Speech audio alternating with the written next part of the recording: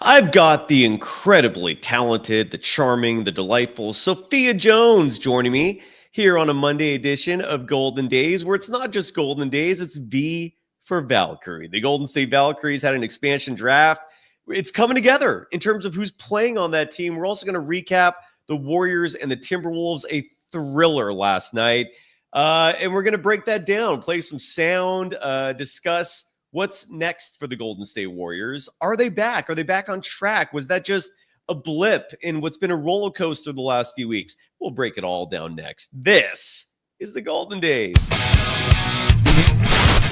They always find something to nitpick, and that's because there's expectations for us to win. It was a pretty crazy night. Let's go. In a minute, I'ma need a sentimental man or woman to pump me up. Come on and break me off. 'Cause I get what I want and I like what I see.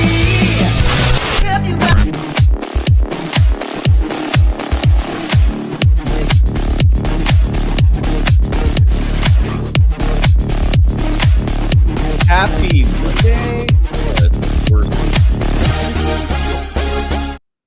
Welcome to the Golden Days. I'm one of your two hosts for the afternoon, Cyrus Saatsaz. You can follow Sophia Jones, my partner in crime for today, and every Monday on Twitter at Sophia Jones_2. You can follow me, Cyrus Saatsaz, on Threads and Instagram at Dog Wild, and over on Twitter at Surf Journalist. Today's program is brought to you by, at the moment, the official sponsor of Golden Days, and that's BetOnline. They continue to be the world's most trusted betting platform and your number one source for online betting. From the earliest odds to in-game live betting, BetOnline provides you with all the action and the ability to watch the games as they happen with the largest selection of odds on everything from football, the NBA, college basketball, NHL, UFC, and so much more. Head to BetOnline today and don't forget to use the promo code BELIEVE, BLEAV. It's the name of the network. It's spelled uniquely. Again, BLEAV. Use that promo code for a welcome bonus on your first deposit. BetOnline,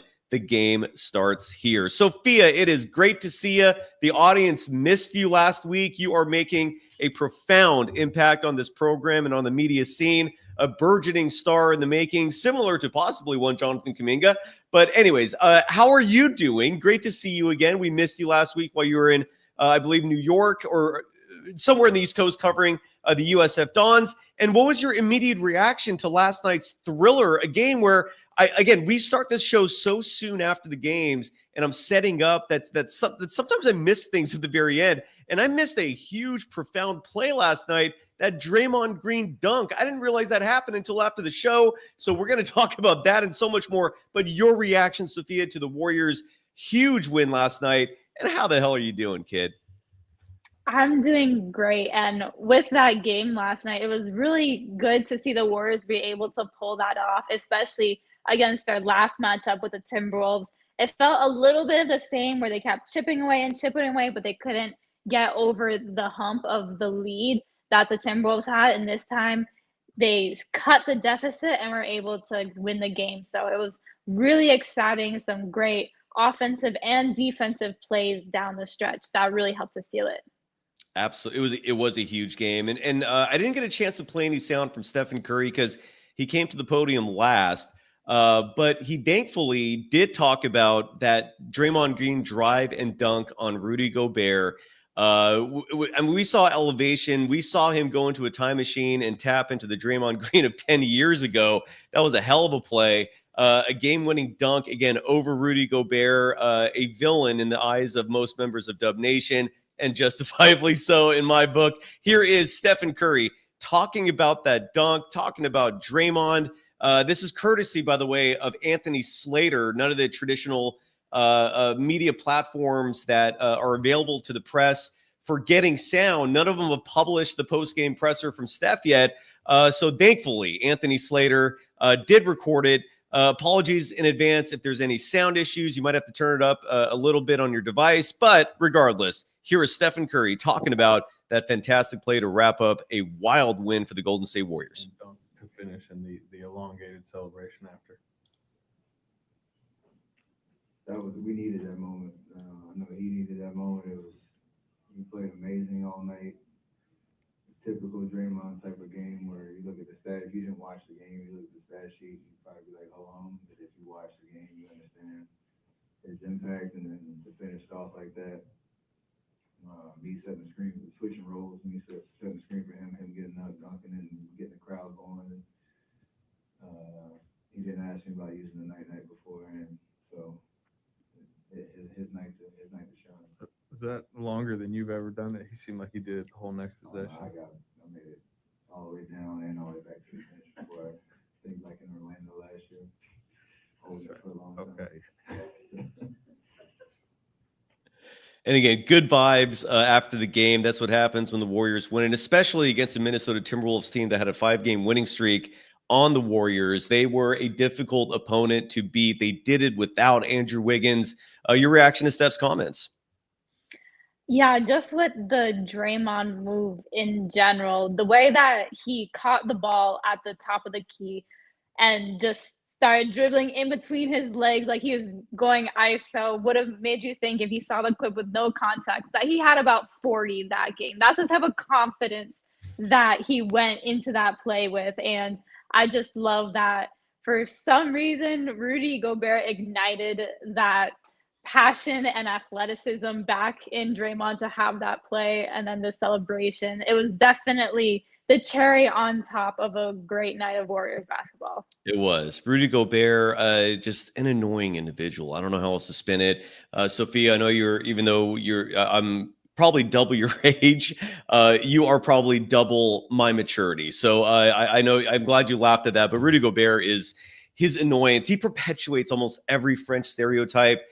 We all remember the incident last year where Draymond Green was venting way too much, resulting in missing some time. But regardless, a fantastic win for the Golden State Warriors.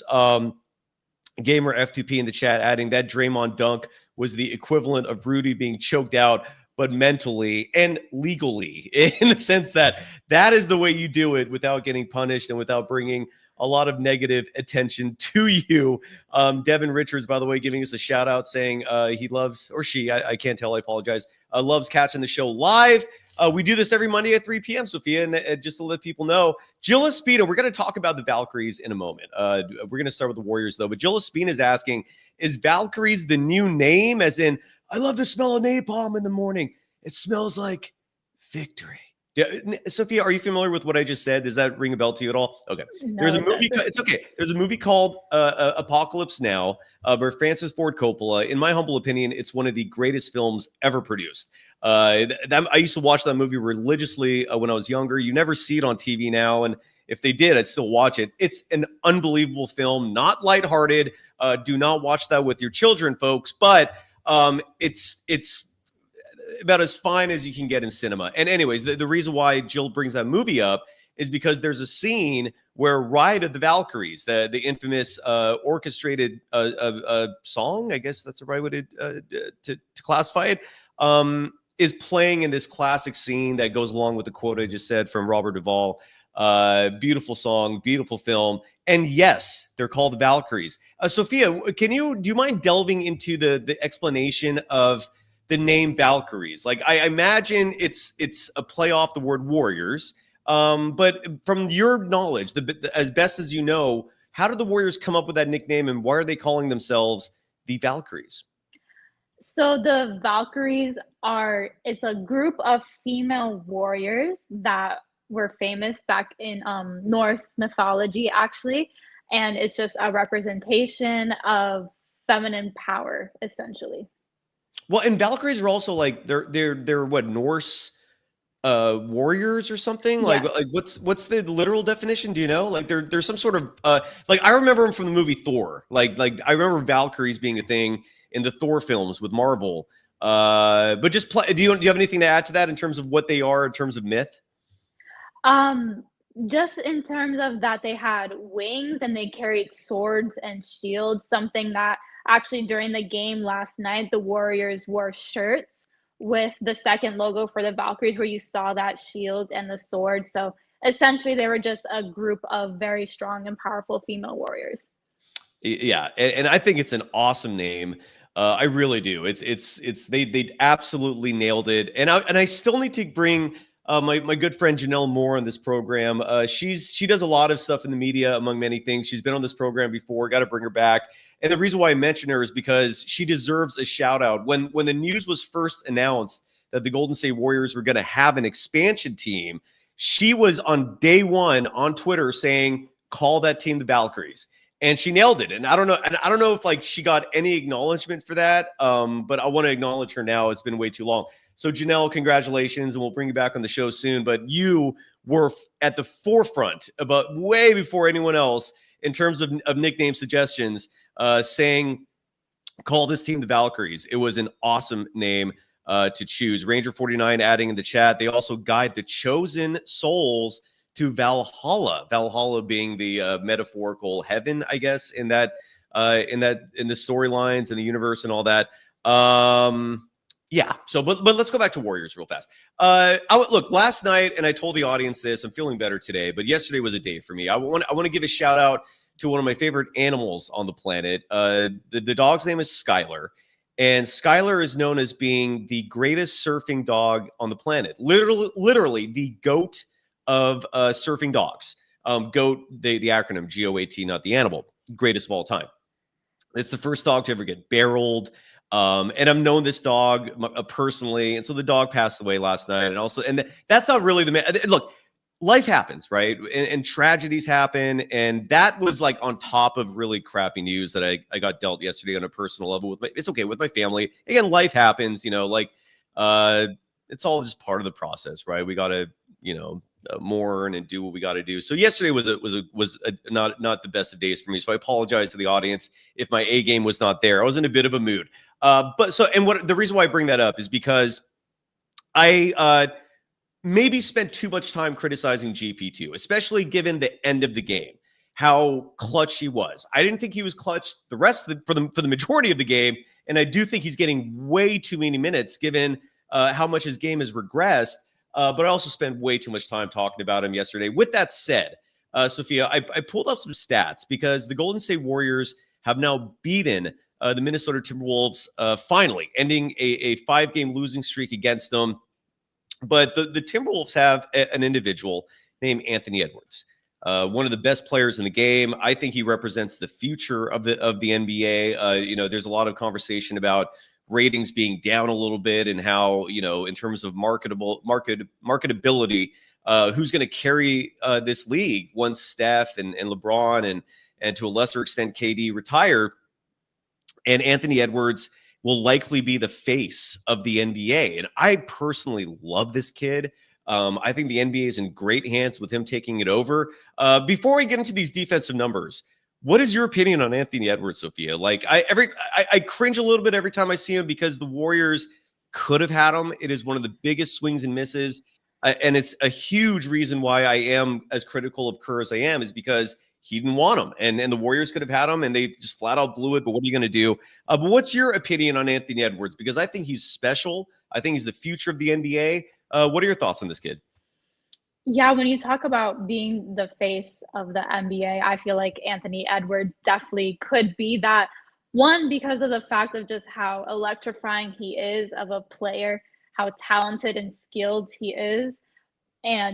But also just off the court, he's very unfiltered. He gives you that sense of just very organic, and he is who he is, which is something that audiences are really drawn towards. There was even a story about how Anthony Edwards was saying that he actually texted Steph on his advice on how to be a better catch and shoot shooter. And that's the type of stuff where it's like, he's not even afraid to say that, which is something that I personally really like about and really hope to see him really grow and flourish even more in the future. Totally. And our dealer worldwide, again, you're always going to have the negative haters out there making assumptions, making misstatements, saying I'm a GP2 hater. No, furthest from the truth. If you've listened to me beyond just the last few months or the last year or two, you would have heard me in 2021, 2022 fighting for him to play. I was like pissed when he was not in the Warriors lineup in game 1 of the NBA Finals. Even though he was ready to go, he had healed from his injury. His dad was making public statements saying he should play. He's ready to play, and he did not play. I was literally one of his biggest advocates. But in this current incarnation of all the players on this team, I do feel like some mistakes are being made in terms of the minutes being allocated to specific individuals. And I wanted to bring dude, Jesus Christ. Side note, by the way, in the audience, don't lecture me, please. Okay, like and you're distracting the show by doing that. So I'm going to put that person in timeout. Take the lesson. Don't be an a-hole. Otherwise, you'll be banned permanently. With that said, I don't hate GP2. I just think there are players on this team that deserve minutes more. A large part of that is the fact that GP2 is currently shooting 17% from 3, far below his career average. The shot is not there anymore. The player that was once a lockdown defender is no longer such. He's still good. Don't get me wrong. I still think he's a good defender. I don't think he's a liability in that sense, but his entire identity is defense. And defensively, he's just not the same anymore. And these stats are going to be an example of that. And this is what I brought this up. This is why I bring this up. Anthony Edwards versus the Warriors has had 3 primary players defending him in the first 2 games of the season. And these are the stats I want to bring up. Let me hide this comment here real fast. So first up, Jonathan Kuminga. Jonathan Kuminga defended Anthony Edwards in these 2 games for 3 minutes, 34 seconds. In those 3 minutes, 34 seconds, Edwards scored 7 points on him, was 3 of 5 from the field, for 60%, was only 1 of 3 from deep. That's 33%. And Kuminga also forced 3 turnovers off Anthony Edwards. Andrew Wiggins missed the game last night, which makes the Warriors win even that much more impressive. And Andrew Wiggins, when he defended Edwards in that one game, this was a loss on Friday, defended him for 4 minutes, 15 seconds, gave up 5 points. Anthony Edwards was a perfect 2 of 2, including 1 3-pointer, and Wiggins forced 1 turnover, right? That's okay. I mean, he held him to just 2 field goal attempts, but you see there's already like kind of a difference between how Kuminga defended him and how Wiggins defended him. And then GP2, and again, these numbers aren't horrible, but GP2 defended Edwards for 10 minutes, 11 seconds in 2 games, gave up 11 points. Edwards was 5 of 7 from the field. One of those was a perfect 3-point shot. And GP2 in those 10 minutes forced 2 turnovers. To put it in perspective again, Kuminga guarded him for a third of that time, forced 3 turnovers. My point is, GP2, if he was the same guy that we remember him at 21-22, these numbers would look very different, I think. And again, this is not necessarily like harping on GP2 as much as it is there are other players on this roster that can bring more. Sophia, if you disagree, that's perfectly fine. The audience would probably actually like that even more. But with that said, Sophia, your reaction to those numbers, this case study pertaining to Anthony Edwards and those 3 players, how they defended him in the loss and the win versus Minnesota. I would say that the numbers are a little bit skewed as well, because especially in the game yesterday, more so late game, they were trapping Anthony Edwards a lot more. So part of the reason why you're seeing those turnovers is, yes, Kuminga or Gary Payton could have been the primary defender, but there was also a lot of other pressure being thrown at him. And part of the reason why, and I think the fact that they switched to that defensive scheme and blitzing and just applying more pressure, especially off of ball screens, is why he had those turnovers late game. And just to add to that, those numbers do reflect when there's more than one defender helping out. I literally picked those out. So the 3 turnovers were on individual one-on-one matchups, not with help defense. So now that you know that, what's your opinion? Interesting. Well, I would say I thought that Kuminga did well against him, especially, and also he gives you offense and defense. With the Gary Payton minutes on Anthony Edwards, it's one of those cases, because of how talented Ant is, you're not necessarily going to stop him all the time. Yeah. However, he did give up more points, but he also was on him for longer. It's one of those cases just with the eye test sometimes, and just looking and see who seemed to have locked him up the most. And I felt like out of all those defenders, honestly, Jonathan Kuminga probably contained him the most. I think if anything from those stats, what I take away from it is for all the people out there who have hated on Kuminga for his defense, shut the hell up, please. Like I've always disagreed with those critics. I've never understood where that comes from. He is an awesome defensive player who's only going to get better. He has referenced time and time and again this season that one of his goals is to make the all NBA defensive team. I think that is a phenomenal goal to aspire for as a young player in this league. Most young players are not striving for that. So I think that's a huge positive. And this leads to a question, Sophia, I'd love for you to answer, because someone asked me this in the chat last night. And I think it's a fun discussion. I'll make a YouTube short out of it as well. But in your opinion, given what we've seen now, the Warriors are 14-9 on the season. They're 23 games in. Who should be starting? Like when everyone's healthy, right? Let's say Wiggins is healthy and he comes back. What should be the starting five and the closing five for this Golden State Warriors team, in your opinion? In my opinion, I'd say when everyone's healthy, Steph, Draymond, Wiggins, Kuminga, Trace Jackson-Davis. Can you repeat that one more time? Just so I have this. One more time. I'm sorry. Go ahead. Yes. Steph, Draymond, Kuminga, Wiggins, and Trace Jackson-Davis. Okay. All right. I follow. Yeah. Yeah, I love that. That's what I said as well. I think Wiggins, to me, looks best when he's playing the two. It removes so much of the pressure of him having to bang with much bigger human beings down low. Maybe the ankle injury doesn't happen, or it's less of a concern if he's not fighting guys who outweigh him routinely. That's the lineup. I'm 100% with you. And then what I also said on last night's show, and I believe this fervently, is that if the Warriors traded and got Nikola Vucevic, because it does seem like the center position is a bit of a concern for him, because Trace Jackson-Davis went from starting for this team to getting a DNP last night.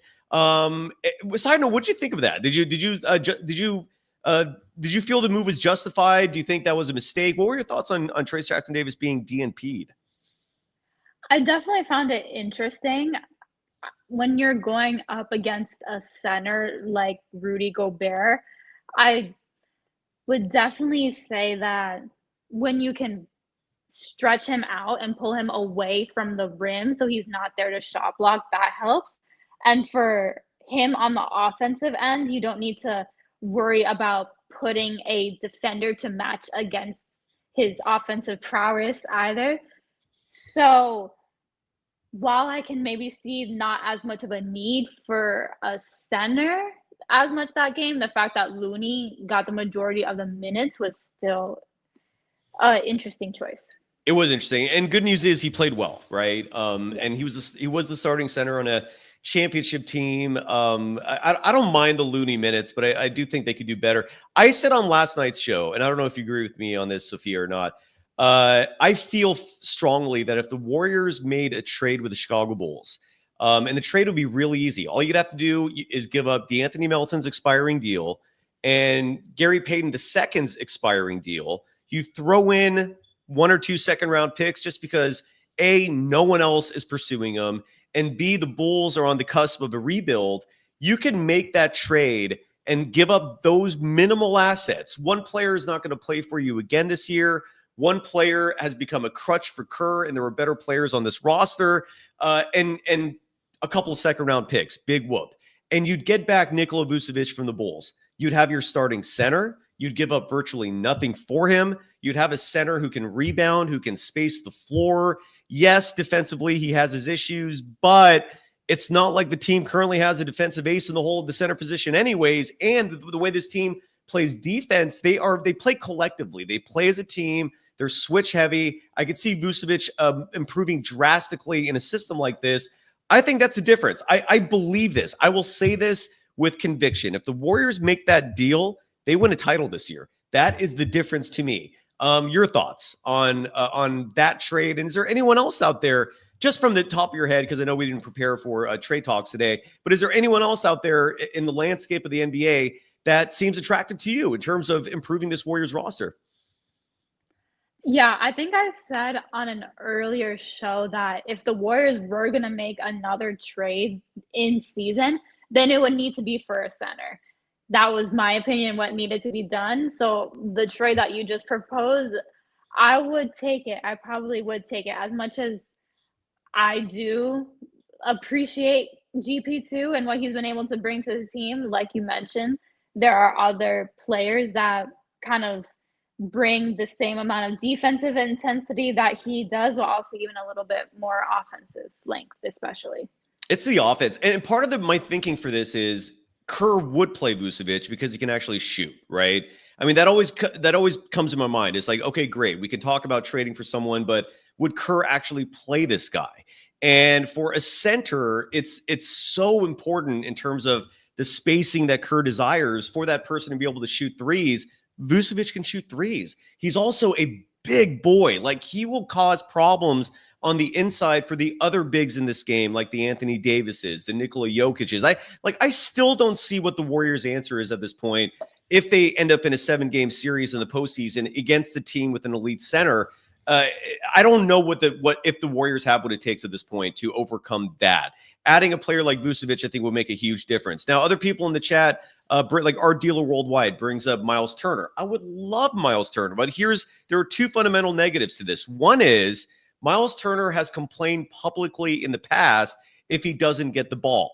We haven't heard that lately, which is a good thing. But as recently as a year or two ago, he was unhappy and publicly going to the media because he was not involved enough in the offense. So he needs the ball to be happy. And two, I don't know if the Pacers are willing to give him up. I mean, people have been talking about Miles Turner for years, but I feel like if they were going to trade him, it would have happened by now. His asking price will also be high, whereas Vucevic you can get for practically nothing. That's another reason why I bring up Vucevic, is you don't have to sacrifice the future to win now, right? What are your thoughts on Miles Turner? Because I know a lot of people keep bringing him up. I just don't see it as being a realistic option. I wouldn't hate it, but I just don't know if it's actually possible. Yeah, just kind of like what you said, I feel like the Warriors would have to give up a little bit more. And especially because this team as it is still pretty strong. You don't want to change too much. Whereas if you're going to try to pursue Miles Turner, you might need to do a little bit more. Yeah. And Devin Richards does bring up a good point. I think a lot of those GP2 minutes are because of how much Steph likes him being out there with him as a security blanket. He does seem to find comfort in GP2 and Dre as his enforcers alongside him. I just wish GP2 was 6'8". You would not hear me say a peep if he was 6'8" instead of 6'2", but the 6'2" thing wasn't a problem when he was in his 20s, being an athletic freak of nature. It's become a bit of an issue at 32, where he's not the same, high flying guy he was. I guess what I'm trying to say with GP2 is, and I'll stop talking about him on this note, is he's becoming more of a player that relies on his smarts. And that's not the guy that I want out there trying to extend his career with his basketball IQ. He made it this far. He got the one big contract because of his athleticism, because of how dominant he was defensively. And I just don't see that anymore. And again, none of this is because I hate GP2. I love the guy. I don't want him gone necessarily. I think as a chemistry guy on the bench, he's fantastic. But when it comes to results and when it comes to productivity, I just don't see it anymore. I really don't. And people are feeling good right now because of that last minute of the game last night, that big steal. But there have been a lot of moments this season where that was not happening. The opposite was happening. But I digress. And yeah, our dealer worldwide, you're absolutely right. Alperen Sengun is not. He might be available for a trade. He might. I've heard some whispers about that, but the price would be so high. Like, you'd have to give up the house to get him. And the way Kuminga's playing lately, I would not want to trade him. Kuminga's looking good, Sophia. This is now 3 games where his role has increased. Last night he plays 36 minutes in that game, and that was a perfect example of why you keep him out there, because sometimes players need time to develop a rhythm. They need time to find momentum. He played 36 minutes, 10 seconds, 20 points, 7 rebounds. That late dunk was huge. His defense was huge. Dude, I love this kid. And on top of everything else, he's fun to watch. I don't think I know that has nothing to do with results, but I do appreciate that part of it as well. What were your thoughts on Kuminga's performance last night and his increased role these last 3 games? Because you still have people like Mick who say if we keep him, Steph will never win again. Strongly agree to disagree there. But Sophia, your thoughts on Jonathan Kuminga these last 3 games? Yeah, I'm just glad that Steve Kerr decided to put him in this starting lineup. I feel like that's really kind of what's been the key to giving him room to really take on this scoring that he's been doing these past couple days. And I've been enjoying watching it, like you said. Also, while it may not contribute to wins, it contributes to consumer enjoyment. But yeah, I'm very happy to see Kuminga getting these minutes. I think they're very well deserved, and the better he plays, the better that the Warriors will be, quite frankly. Yeah, I totally agree. Coast to Coast dropping $4.99, saying trade Trace Jackson Davis. Sophia, are you giving up on TJD? I mean, the DNP was a little concerning. His play has slipped a little bit. At the same time, again, it's nearly impossible to build confidence in a player if you never play him. And sometimes I wonder if the herky-jerky treatment and minutes is having an adverse effect on him. Coast to Coast adding that Pajemski is confusing confidence with a delusional approach, adding Trace Jackson Davis is too slow with no hops. What are your thoughts on that comment, Sophia? You played D1 basketball. You know hoops. You grew up around the sport. You know this as well as anybody. When it comes to your opinion, I respect yours as much as anyone else. There's a reason why you're on this program, Sophia. You know what you're talking about. What are your thoughts on TJD and the comment from Coast to Coast saying trade him? I don't think that there's any need to go into these types of talks right now. It's kind of both between Pajemski and Trace Jackson Davis. It's a little bit of a sophomore slump, which, like you said, when you're in and out of the rotation so much and your role isn't necessarily solidified, it's hard for you personally to get into a rhythm as a player. And I think that's a little bit what we're seeing. And with Pajemski, I actually had the opportunity to talk to him a little bit when they played the Thunder the other day. And he was saying that for him to kind of get himself out of this little bit of a slump, he has to get back to being his organic self. He said smiling more and finding the joy in doing the little things. He can't worry about the plus minus, just follow the process and let go of the results. Yeah. So that's kind of the mindset that Pajemski has been taking on. And I feel like both these players, just if they get the opportunity to play more and showcase what they can do, then they'll get themselves kind of back to the form that we're used to seeing them play at.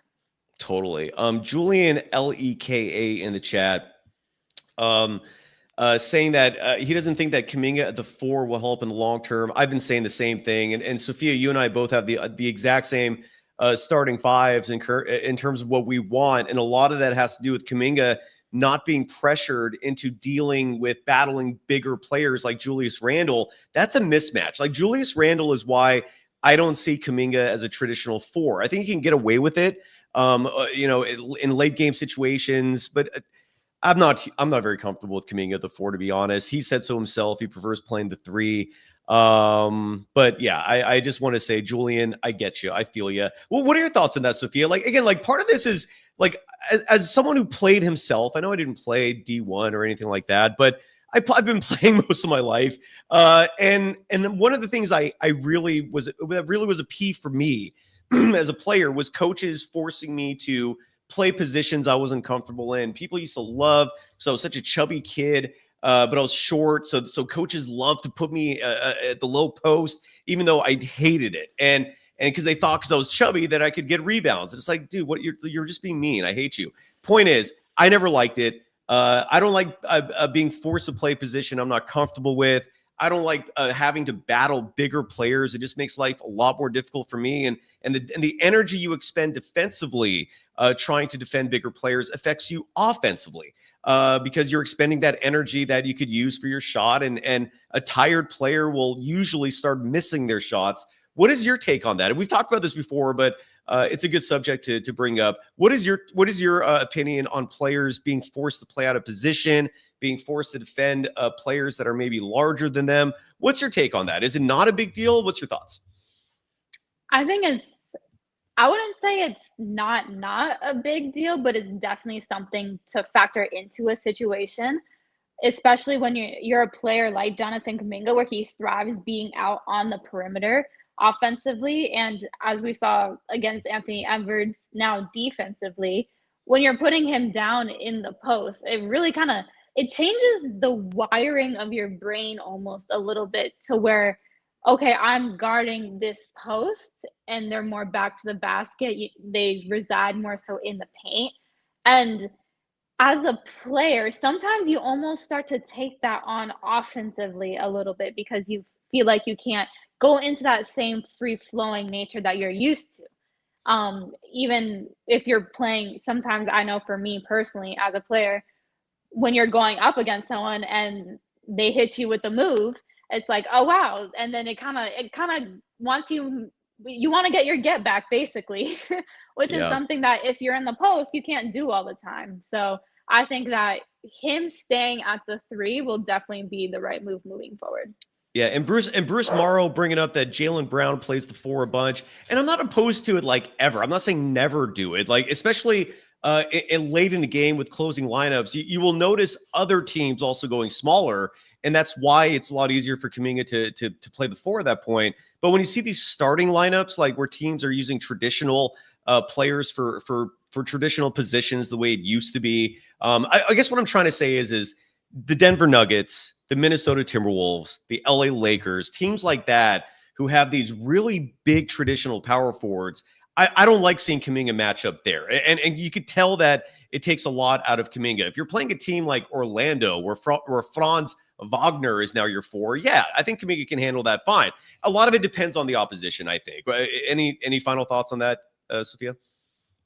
No, it makes sense because at the end of the day, like you even talk about closing lineups, where closing lineup is going to change game to game based who the opponent is. If you need to go bigger, if you need to go smaller, just however you need to best match up to your opponent.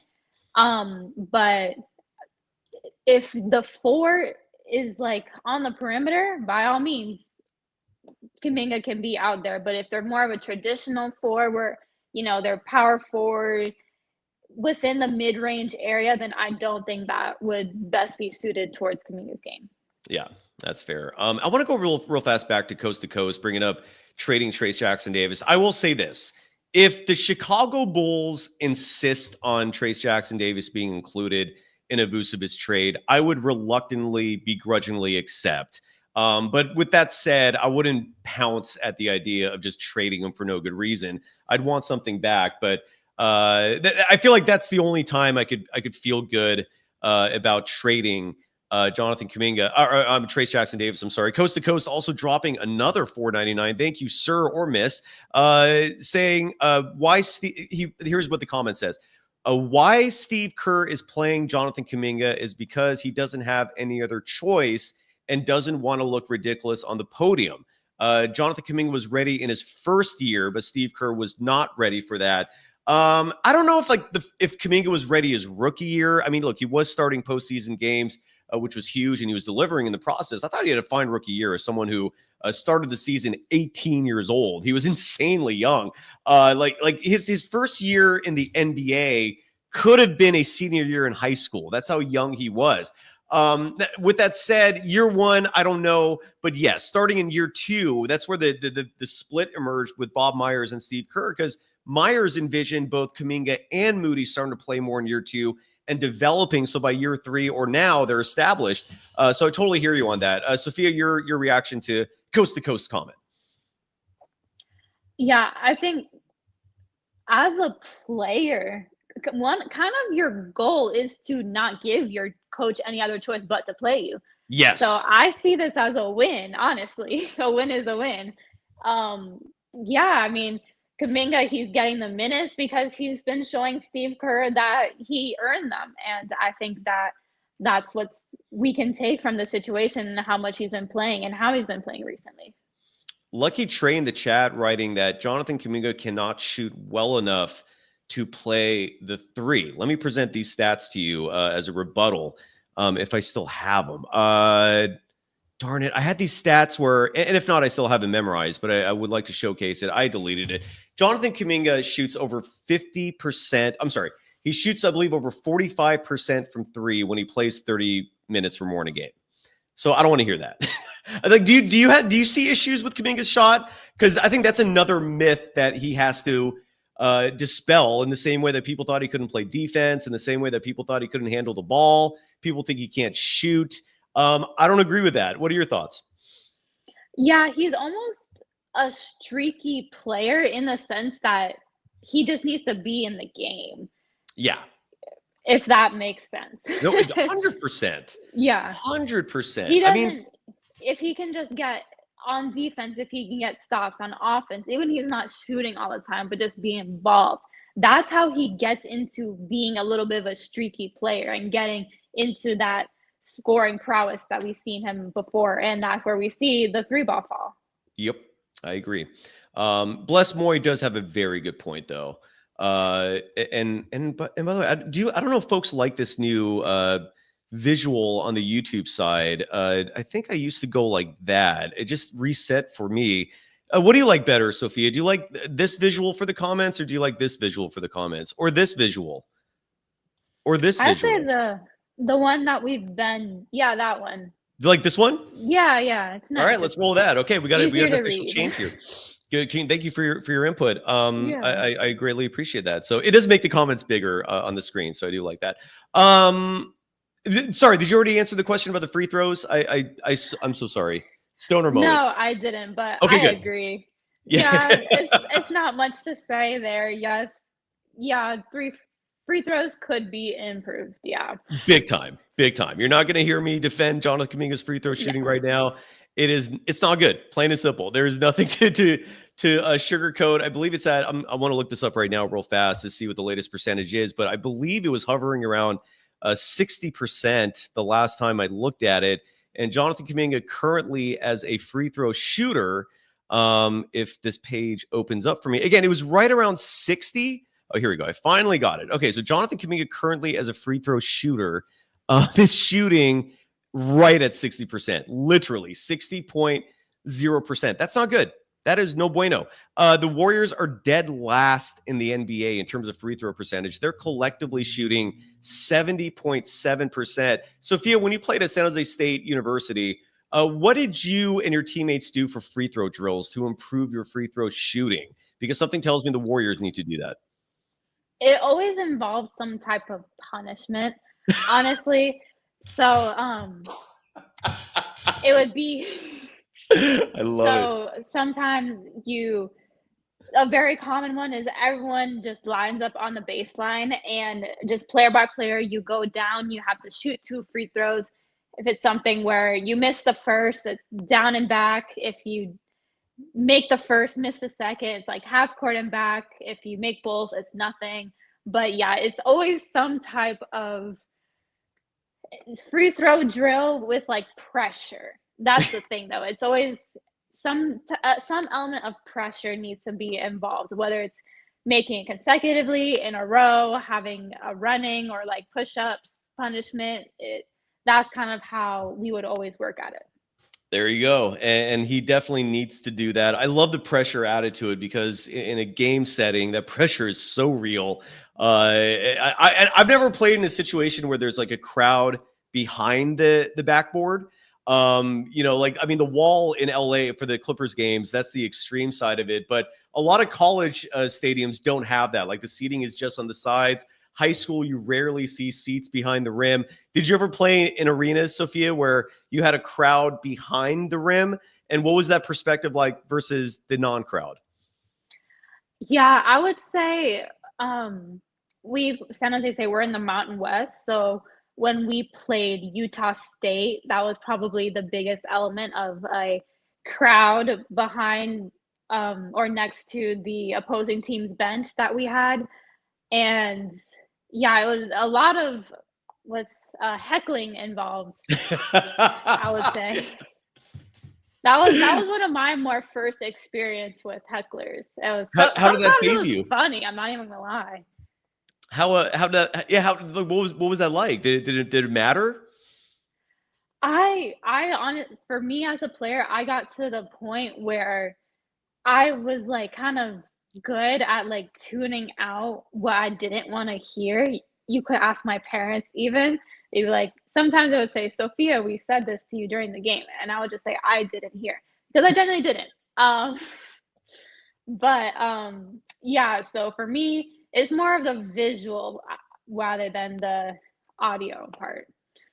What did your dad played college ball? Did he have any advice for you in terms of free throw shooting? I feel like so many people have different suggestions, ideas on this, which is that in itself is fascinating to me. There are a lot of different opinions about this. Like, has your dad said anything to you about free throw shooting?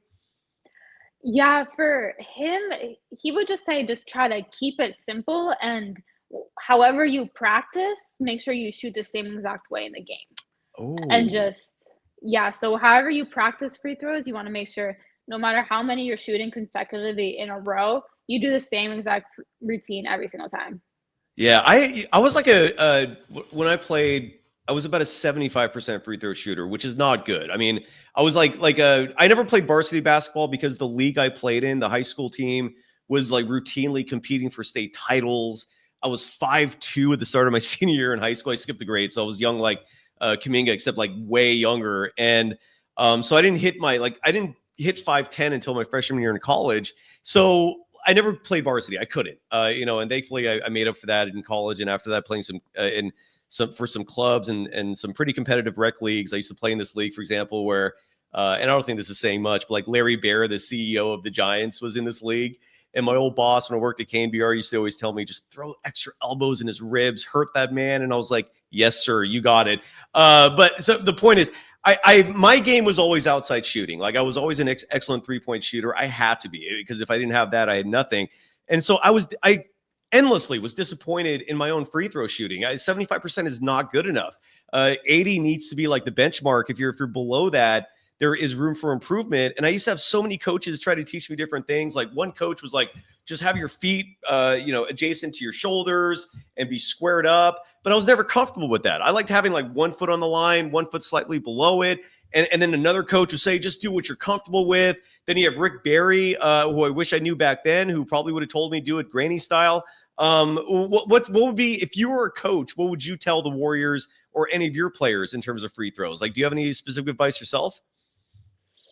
Honestly, the thing, like I said, just keep it the same and have whatever your routine is, have as little room for variance as possible and every time you're Ooh. repeating it. And one thing that I personally like to do, that when we had a mental performance coach work with us back in college, he would say to just focus on your breath sometimes.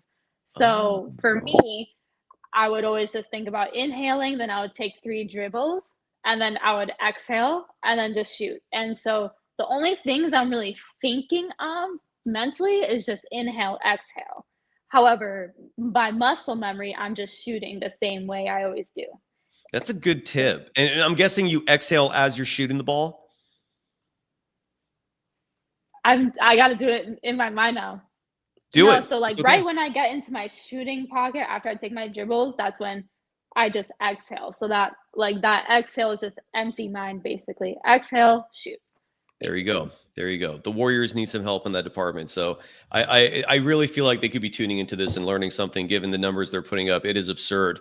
We're gonna have some audience members possibly join us in a second, but before we talk Valkyries, there's a lot to talk about there. I want to really quickly update the audience on how the team is doing in terms of net rating, an incredibly subjective stat that simultaneously is very intriguing and entertaining. I also want to address Jay Capinia in the chat asking if we have a stat of Jonathan Kuminga's catch and shoot shooting percentages versus dribbling and then shoot.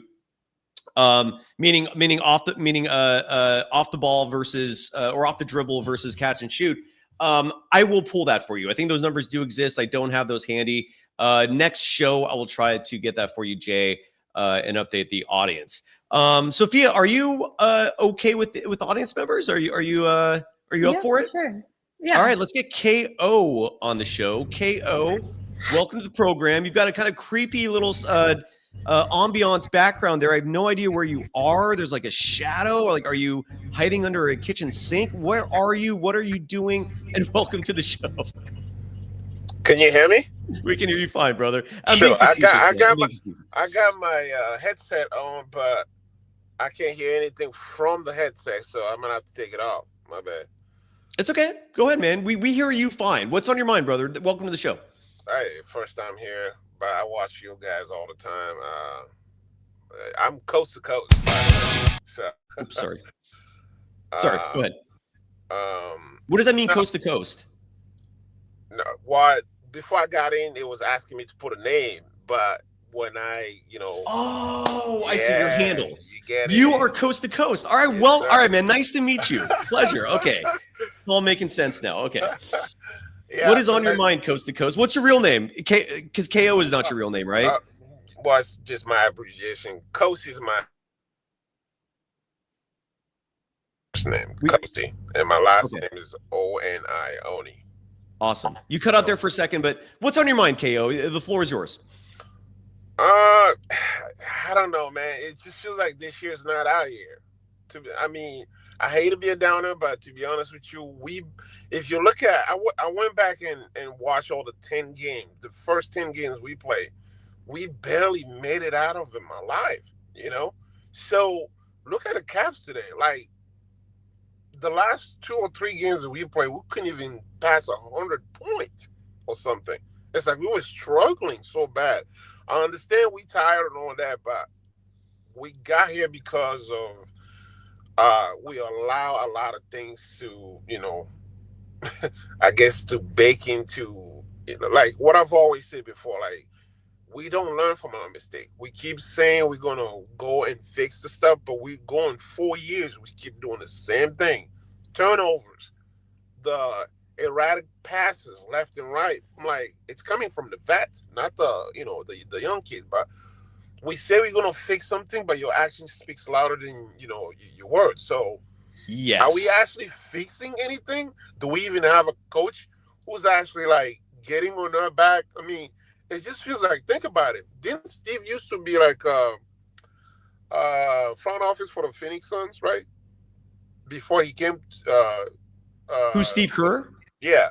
Yeah, well, Steve Kerr was the GM of the Suns in the 2000s for a couple years, and then that did not work out. And then he went back to being a color commentator with TNT, kind of like what Sophia does with USF Dons basketball.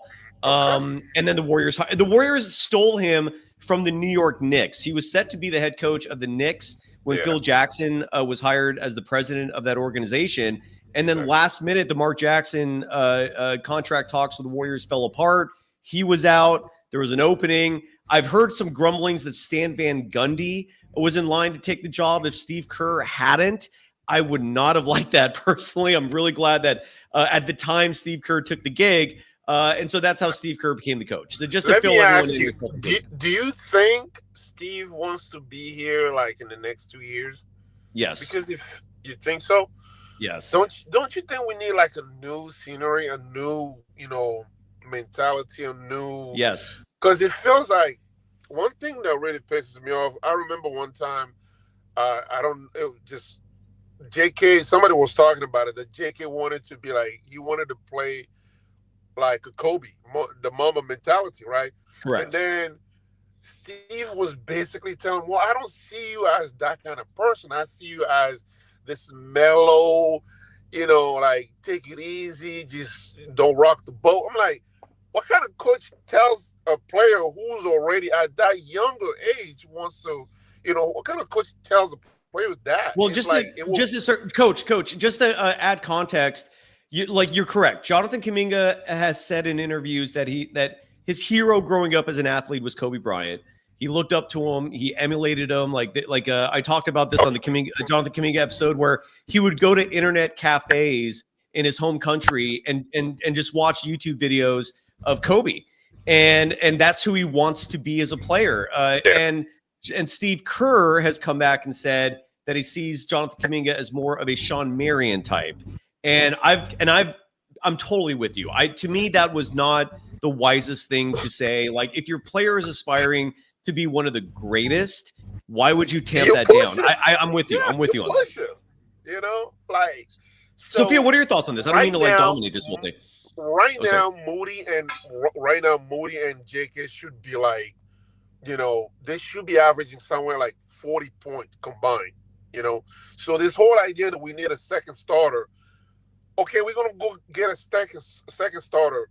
Well, are we gonna give up our depth? Right? What if that guy get injured? Right? What are we gonna do? You know.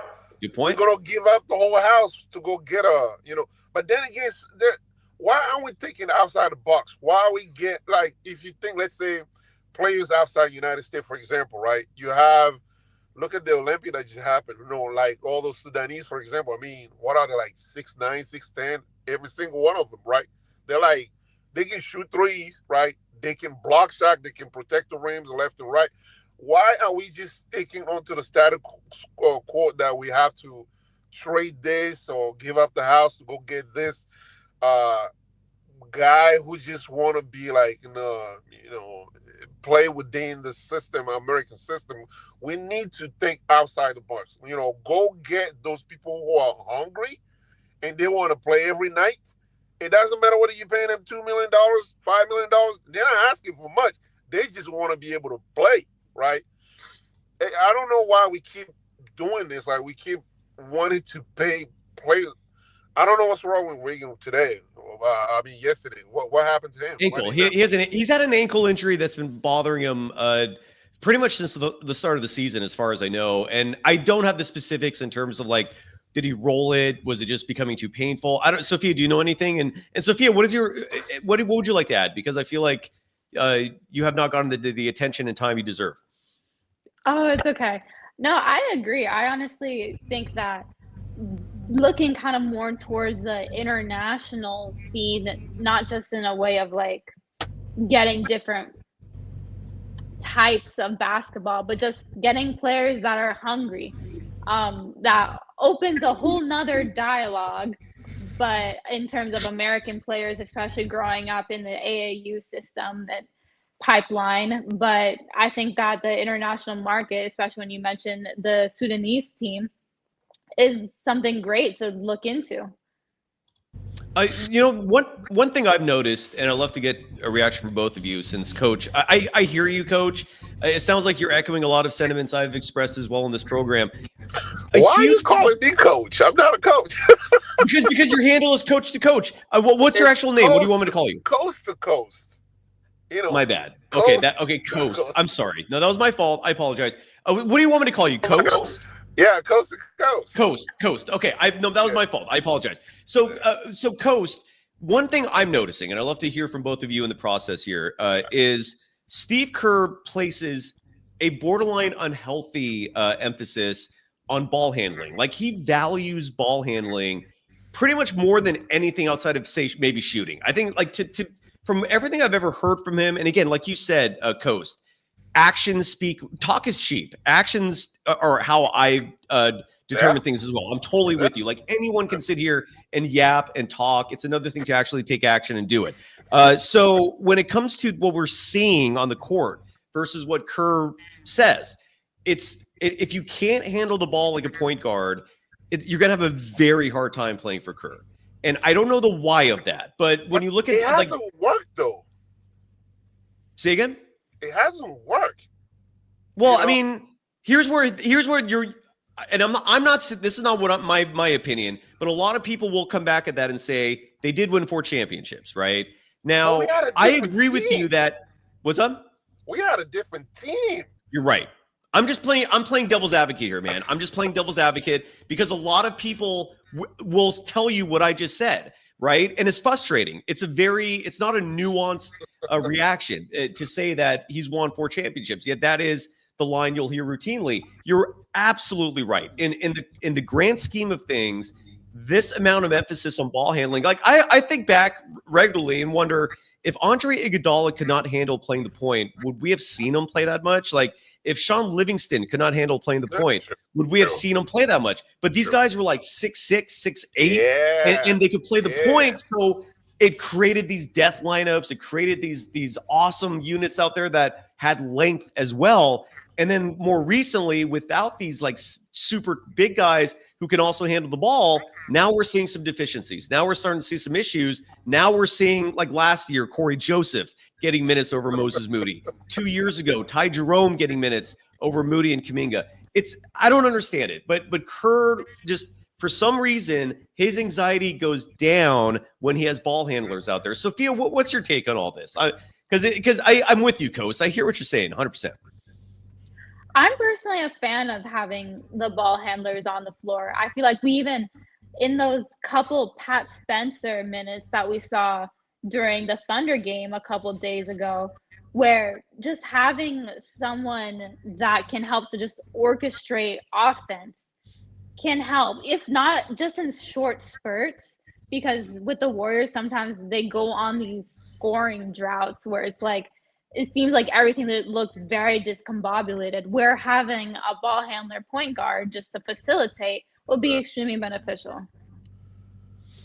So, Coast, I guess what I'm trying to say is I feel you, and like the frustration is totally understandable because we oftentimes see players playing that do not make sense, and the only way I can make sense of it is this like this trust that Kerr has in ball handlers versus players who maybe handle the ball like a Moody or Kuminga. Like Sophia, my opinion, and Sophia, tell me if you agree with this or not. Like my opinion when it comes to point guard level ball handling skills is it's insanely valuable in high school. You desperately need it.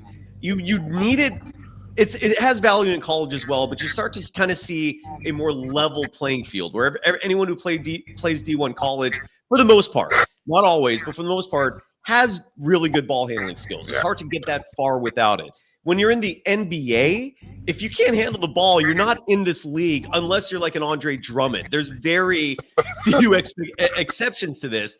And so that's where I think it's an unhealthy point of emphasis for a coach to put that much weight on ball handling at the NBA level. Like almost all these guys can do it.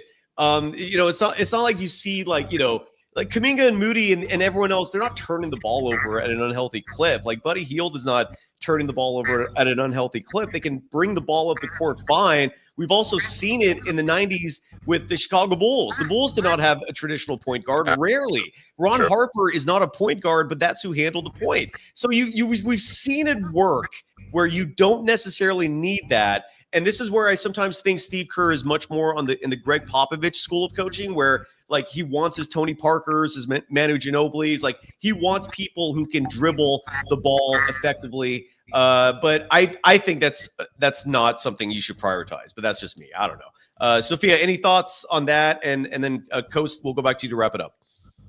Yeah, I would just say in terms of like, I get what you were saying with that traditional point guard, and ball handling, but for me, it's more about just having someone on the floor that can handle the ball and orchestrate. Sometimes that's Draymond, honestly. Right.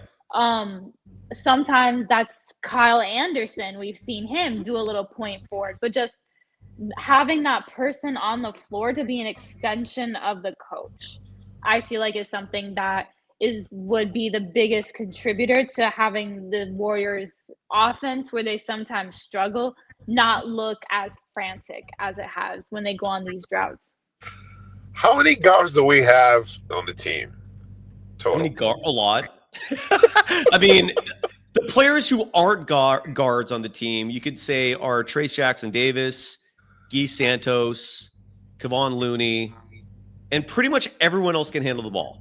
And that's another, by the way, that's another, I think that's it. Unless I miss somebody, I think everyone else can comfortably handle the ball. But Sophia, I think you nailed it very astutely there in saying that a coach wants an extension of himself on the court. Coast to Coast, is a lot of this based on the Podziemski minutes? No, it's like, okay, this team is guard heavy, right? But it feels like we don't get the right person to do the job. Like we just getting a bunch of guards because the system dictated we need guards, but then there's no production at the end of it, right? Why can't we like mix it all up? I mean, one thing I've noticed about Steve's coaching system, like he likes to play with hope, which is great. Trust me, I was an athlete. I was a soccer player. I wanted to make it to the national team, right? But you can't go into a game hoping that your team, you got to have some kind of a strategy, right? Yeah. And I feel like we've lacked a lot of strategy. Team know exactly what we're going to do. Even though we've been saying from the beginning of this year, oh yeah, with what's the Portland coach, whatever that guy's name. Yeah, we're gonna have to make. I don't think we're seeing anything different, even though he's in the back, right? So like, can we mix it up? Use Steph as a decoy, or okay? I mean, I'm like, at least have some strategy. You know, make your team guess. Like, make them guess what you want to do to a point that they will be having a headache about you, right? Well, you're basically saying the offense has become predictable, like drinking water. You know? Good call on that. Coast, we got to get the show moving. I really appreciate your contribution. Anytime. Where in the world are you? Where are you joining us from? I'm in Cincinnati right now. Cincinnati. Yeah. I love all these different places of the world that people join us from, man. That's dude. I was in Chicago for my 40th birthday, and I remember meeting like the nicest people from Cincinnati. There was also a TV show. I have no idea if you remember this. It was called John from Cincinnati. Otherwise, it's I've never been there. I've heard beautiful things about it, but thank you. Yeah. Do you like Cincinnati yourself? Well, I'm all over the place. We just moved from Columbus back to Oregon, so. Okay, that is all over the place. I want to move back. I want to move back to Ohio because I love Ohio. I love Columbus. Cincinnati is a little bit on the dry side, but Columbus got like strategic. It's really strategic because there's 5 biggest cities around you, and you can never, you can never run out of things to do. You know, so you got Cleveland, Chicago, Pittsburgh, Cincinnati, Indianapolis. So. I love Ohio. I don't know why. So, but anyway. Well, look, dude, you got to get in where you fit in, man. It sounds like you fit in Ohio. So congratulations. Dude, thank you for being a supporter of the program, brother. I thank you. I'm sorry for calling you coach. But do you prefer Coast, or do you have a first name you want me to call you by? Whatever you want to call me, man. When it comes to names, I prefer the actual individual who owns the name. Coast is fine. Coast is fine? Okay. Coast. I even hear Coast, like my real name, like, instead of calling me Coasy, people call me Coast. But they don't call me as a coast to coast, right?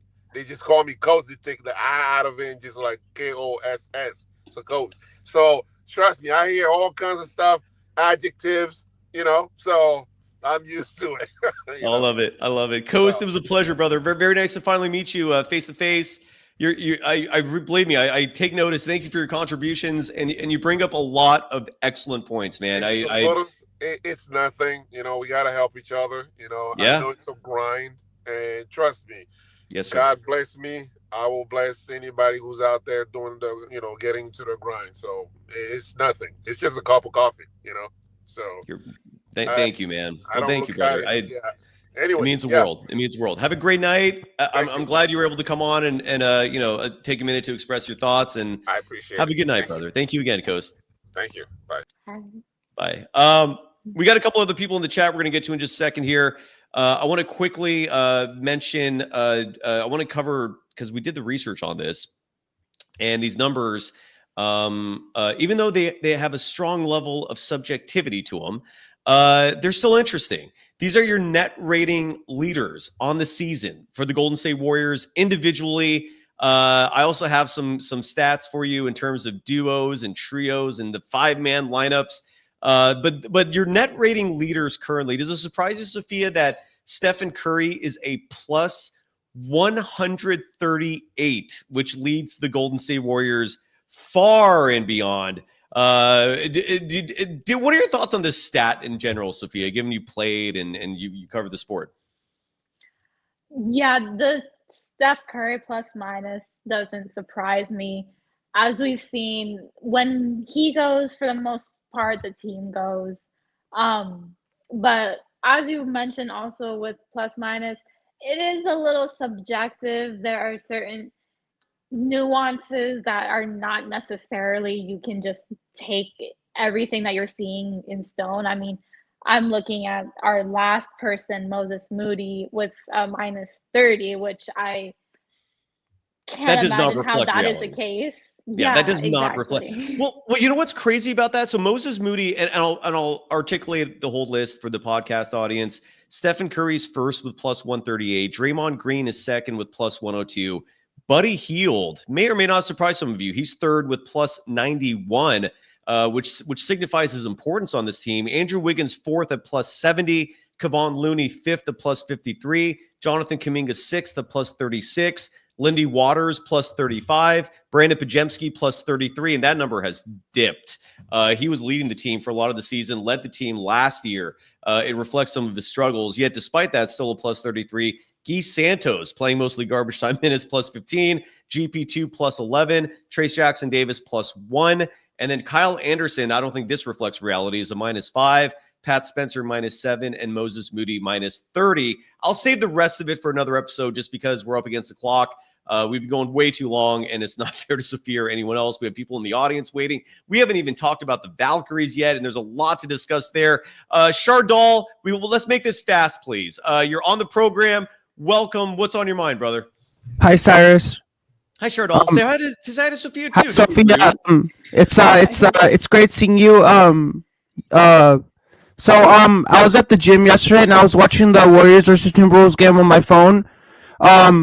And it was a very entertaining game for me as a Warriors fan because that game went back to forth. Like the Warriors scored and then the Timberwolves scored and the Warriors scored and the Timberwolves scored and the Warriors scored and then the Timberwolves scored and then they had a second half surge. That made me so excited when I heard that there was a second half surge and that propelled them to the win. I was like, that was something special. I've never seen that before.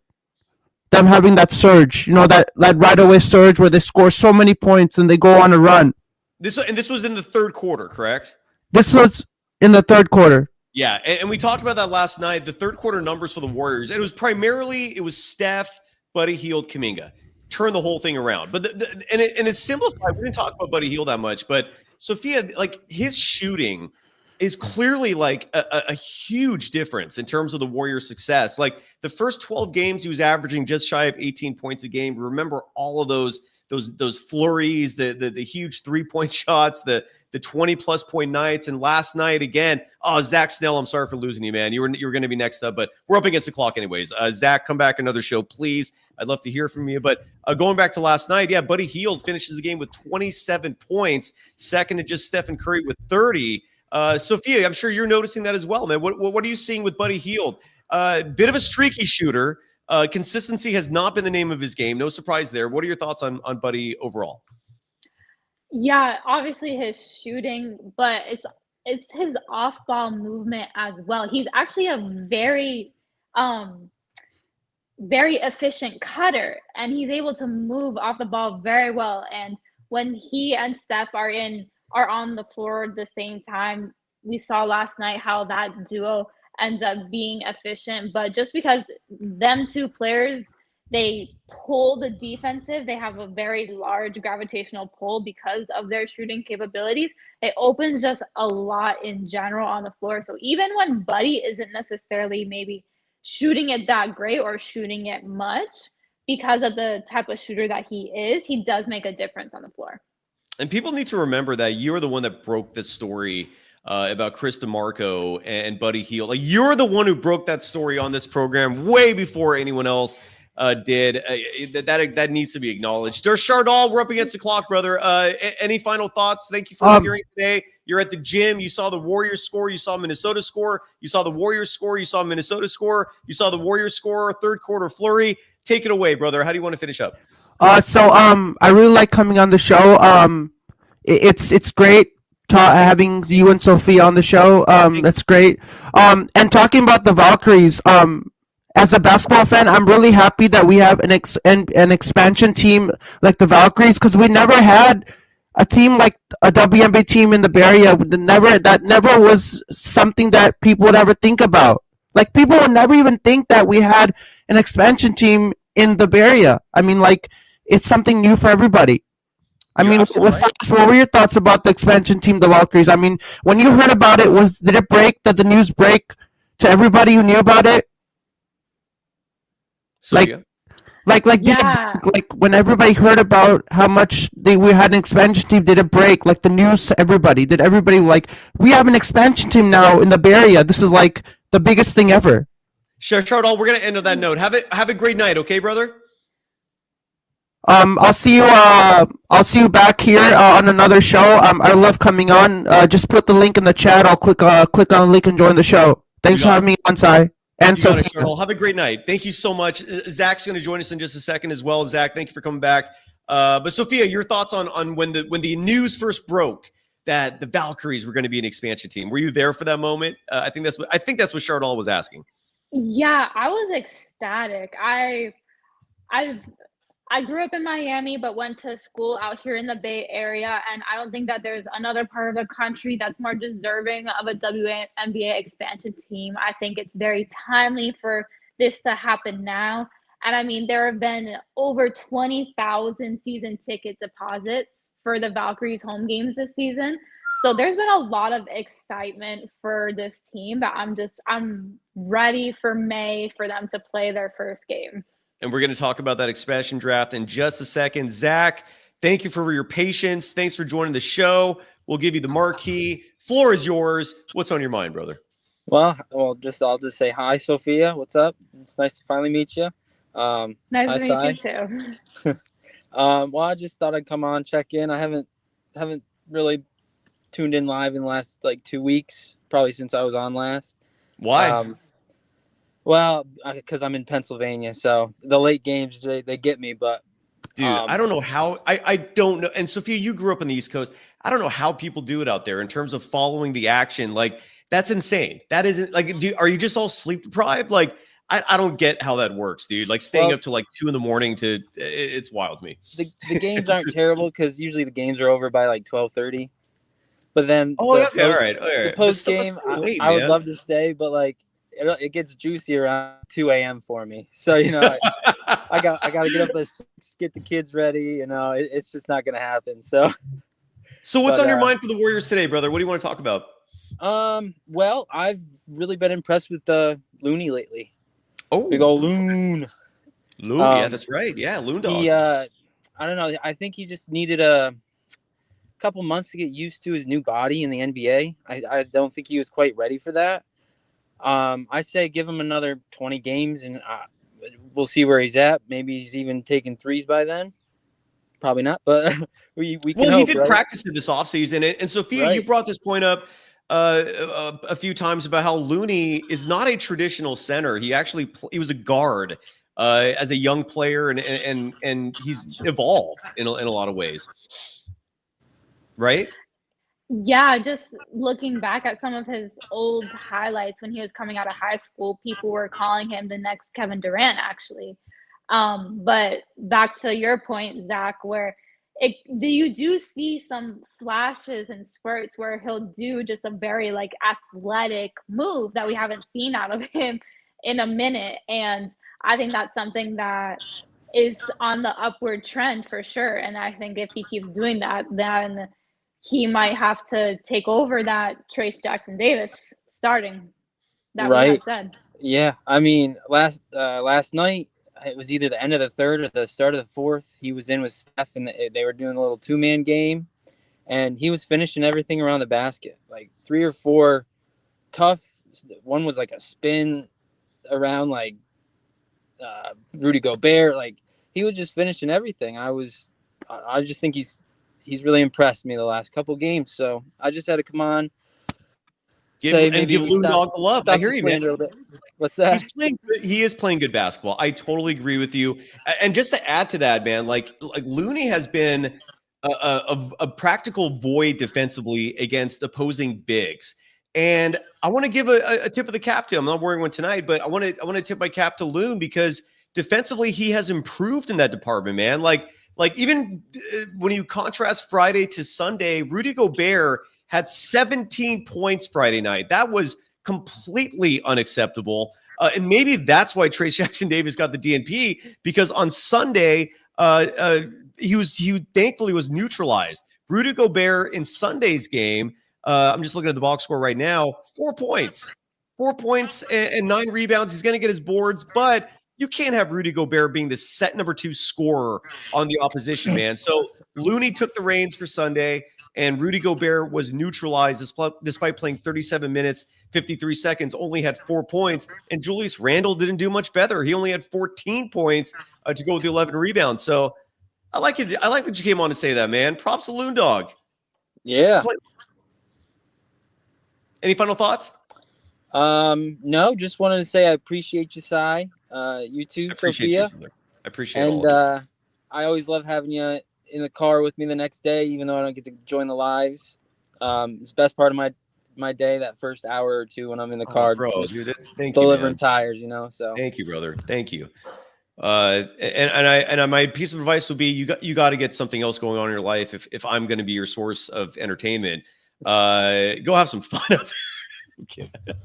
I'm a father now, so you know. You find the little things. Thank you, man. That's really I don't know how to respond to anything like that, dude. Thank you so much, brother. It melts my heart, dude. Thank you, brother. Well, if you're in Pennsylvania now? Yep. Okay, and then where do you call home? Pennsylvania. This is where I was born and raised. Yep.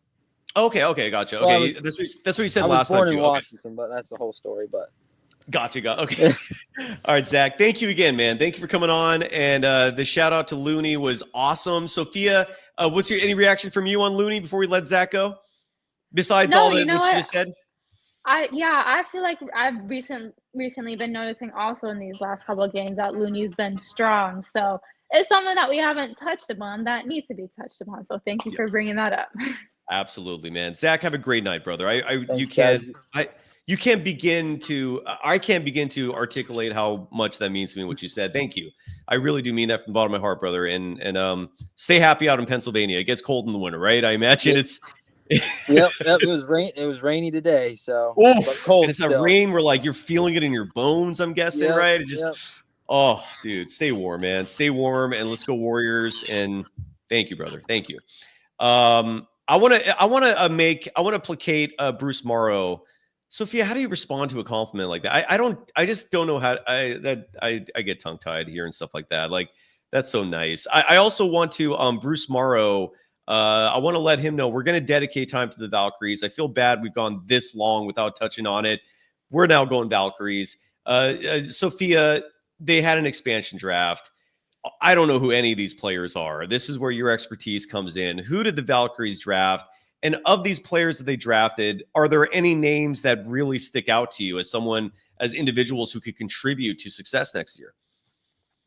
Yeah, well, I'll kind of say for people that might not know the entire group, I actually had the opportunity to speak to General Manager Ohama Nyanin, and she was saying that for the group in general, some of the core cultural qualities that they were looking for were everyone that had a competitive spirit. So people and players that just had an edge and wanted to win, very much attentive to details on offense. And she really just put an emphasis on who they were as humans and what the individuals really brought to the team. So as a group, that's what these players resemble. Some of the players that stuck out to me, I would say definitely, like Mick mentioned, Temi Fagbenle. She was on the Indiana Fever last season, and she played with Caitlin Clark, and she's a very athletic, long forward that shows some good motor. And the head coach, Coach Nakase, has actually said that in typical Golden State fashion, that offensively they want to play fast and shoot a lot of threes. So I think Temi is a very good rim runner for the team. Another player that has stuck out is Kate Martin. Well, do you mind if I stop you real fast just to ask you questions as you're going along with this? Because again, you teach me so much, and your teaching makes me interested in the Valkyries. So you're doing a phenomenal job in that respect. Temi Fagbenny. Did I pronounce that right? Fagbenle. Fagbenle. I'm sorry, that's an Yeah. L. Okay, so Temi Fagbenle. She seems to be the biggest name taken in the expansion draft. She was the first player selected. Why did the Fever let her go? I mean, she was producing with Indiana. She was Caitlin Clark's teammate, and they seem to have some chemistry there. Why would the Fever leave her exposed in the expansion draft for the Valkyries to take? I think just the fact that the core that they had, they can only save 6 players, and she just unfortunately wasn't one of them. She battled a lot of injuries last year, so she wasn't necessarily able to showcase her full capabilities, which she still does have a high ceiling. So that potentially could be part of the reason why the Indiana Fever didn't decide to reserve her. Gotcha. Okay, because again, everything I've at least read is that she's a damn good player, and it's a little surprising that she was made available. Was it weird to you? excuse me. That some of these players that were made available aren't signed. Like, how did that work real fast? Like some of these players drafted were unrestricted free agents. Like, do the Valkyries have rights for them? Like, how does that work? Yeah, so they basically, if I am correct, they have the rights to certain players, but if they're restricted, then they would have to match the deal. But if they're unrestricted, then the player could technically still take up another offer. That's just how it is right now, since free agency is, just beginning for the WNBA offseason. But yeah. Yeah, it was just weird. Like, because some of the players that were available in the expansion draft are unrestricted free agents. One of the names that comes to mind is I think her name is Carla Leedy. I don't know if you're familiar with her, and she might just go to France. So I guess that just was bizarre to me. But you're saying that this is just how it goes in the WNBA, that unrestricted free agents can be part of the process. Yeah, like you said, it's one of those where they pretty much they have the option to stay, but they also have the option to take up another offer. Interesting. Okay, continue on. I'm sorry to interrupt you. Yeah, no worries. No, but another one of the players that stuck out to me was Kate Martin. She was the one that she kind of has been put to the forefront so far of the media coverage in this new Valkyries team. And like Bruce Morrow said, Kate Martin, she was a winner. She again played with Caitlin Clark back in Iowa. So for people that know that little connection, she's another player that I had the opportunity to speak to after she was drafted. And she really just said how she has that ready to work, nothing is given to you mindset. She touched upon how she was a mid-second rounder. So she's always kind of had a little bit of a chip on her shoulder, never expects anything and never given anything. So I really feel like she'll be the type of player to come into this Valkyries team and just really be ultra competitive. When she was with the Aces last year, and she was a fan favorite amongst the players and the fans. So I think that her coming to the Valkyries will definitely bring a lot of good vibes as well as competitive play on the court. I love it. So the full list, if I have it correctly, and I thought Kendra Andrews did a magnificent job covering this as well. And just to let people know, you were part of the media for this, so you were able to speak to some of these players afterwards, interview them. Was that process fun? Like, did anyone stick out to you, and that from a personality perspective that you were fond of? Kate Martin is always a joy, and the general manager, Ohamanyanan, again, she came from the New York Liberty, so she comes already with championship experience, but she is a very genuine and competitive individual, and I think she'll do a great job leading this team.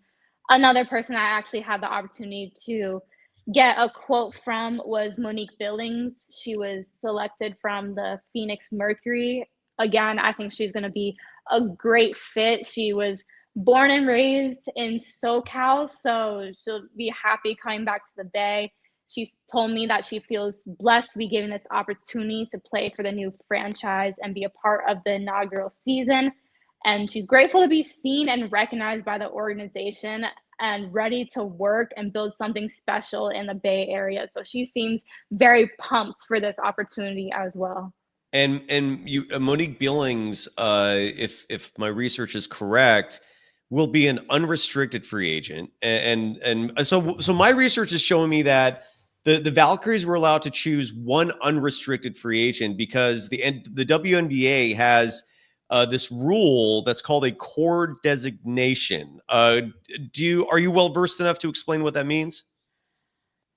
I'm not too well versed in that, but with something that I can touch upon with this roster is because they still actually have a ton of cap space. So they can still go hunt free agents in the market. Some of these notable names, Brianna Stewart, Kelsey Plum, Nekla Ogwumike, just to name a couple, that I think if they're able to get one of those stars, then this team could hopefully break the curse of expansion teams early off. Absolutely. And I think, I believe what the core designation means is it's very similar to in the NFL where they have what's called a franchise tag, where you're allowed to put a sort of a protection around an individual player who's an unrestricted free agent. So even though they are unrestricted, if you give them this core designation, they are not allowed to leave. So you have rights over them. And I think you can do that. Each team can do that with one player. And the goal of this is to establish continuity where the player can't just bounce right away. And that way the community is developing a relationship with this individual. Does that sound reasonable, sensible to you in terms of what that means? I think that's what it is. Yes, I think that is about what I've researched as well. It's just a little harder to say it after. Yeah, exactly. Yeah. So, so just, and again, you mentioned some of the highlights. Someone in the chat brought up Paige Becker and saying that I keep calling them the Warriors, the Valkyries don't have a shot at getting her because they're drafting 6th in the draft. Paige Beckers is almost certainly going to be a number 1 pick. Oh, fifth, correct? Okay. So they're drafting 5th in the draft. And she's going to go first. Is there any possibility of the Valkyries trading up to get her, or is there no chance in hell because of how valuable Beckers is? There is a possibility. Honestly, I mentioned the cap space that the Valkyries have, and right now the number 1 pick belongs to the Dallas Wings, and one of the star player on the Dallas Wings right now is Arika Gumbawale, who is a high volume scorer guard. And when you kind of look at the team and the Wings, obviously Paige, she's going to fit into any system and she's going to bring whatever she can to any team. But when you already have a team with Arike, she's not necessarily the best complement in the world, I would say. So I wouldn't be surprised if there's a little bit of negotiations that the Valkyries do. Interesting. I mean, the idea of Paige Beckers to the Valkyries just sounds awesome. Like, I mean, to start with her would be phenomenal. And Evanistics in the chat brought up something interesting that I lost. Let me see if I can find it again. Oh, here. He writes, how are the Valkyries going to balance wanting to prove to provide a competitive team right away while also tanking for Juju? Who is Juju? Because something tells me she is going to be the number 1 pick in the 2026 draft, but I have no idea who she is. Do you, Sophia? Yeah, so he's talking about Juju Watkins on USC right now. And she's currently a sophomore, actually. Oh. But when you talk about league ready, she really is. I actually highly recommend to anyone that hasn't seen Juju Watkins play to catch a USC game if she is. I forget what her height is, but she's 6 foot, if not over, guard that moves similarly to a Devin Booker. I would even say she's extremely skilled, but she's a very exciting player to watch. And while I don't always agree with tanking, having Juju be a Valkyrie would be incredible, but that's still going to be a couple years down the line because she's only because a we're not. sophomore So right now. we're talking 2027. If she's just a sophomore this coming year. Yeah. Okay, so that's a ways away. But so who D57 in the chat is bringing up someone named Awa? Who is that? If you know. I'm not sure if that's a nickname for anyone. Okay. I'm not familiar. Yeah. Okay. Well, there we go. No, that's I can't think off the top of my head. all good. Armando Lara wrote a golden dazer so that your chats are always highlighted, and I try to get to all of them. If I don't, I sincerely apologize. It's it's not as easy as it sounds, so I do apologize, but I try to get to all of you. Armando Lara writes that they're surprised expansion teams don't automatically get the number 1 pick. And just to add to that, most leagues don't give expansion teams the top pick. I'm a little surprised it dropped as far as it did. Like, excuse me. I remember, I think the last expansion team in the NBA was, who was it? Was it the Heat and the Timberwolves, or was it the Hornets? Whoever it was one of those 3, and there's a 4th team as well. It was like the Grizzlies, Hornets, Raptors. I think that's who the 2 most recent teams are. So Raptors and the Grizzlies.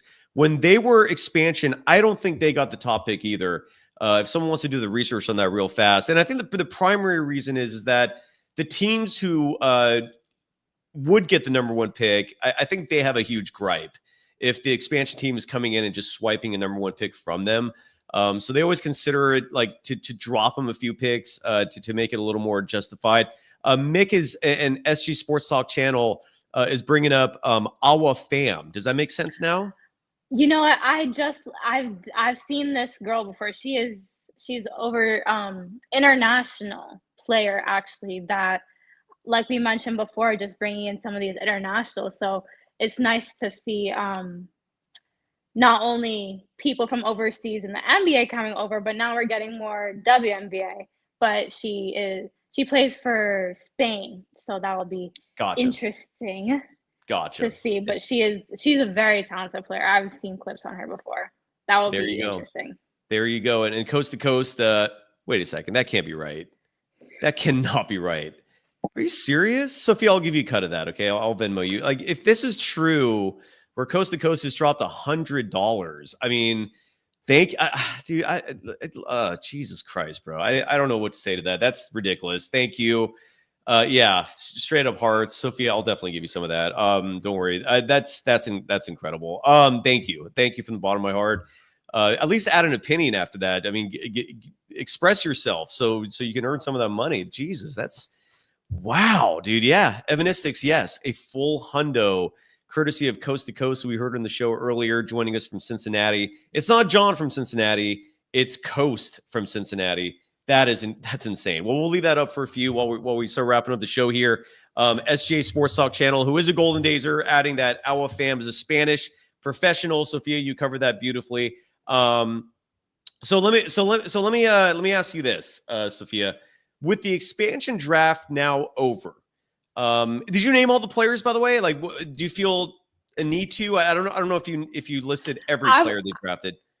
I won't name everyone, but those are the ones I had an opportunity to speak to and interest me the most, I would say.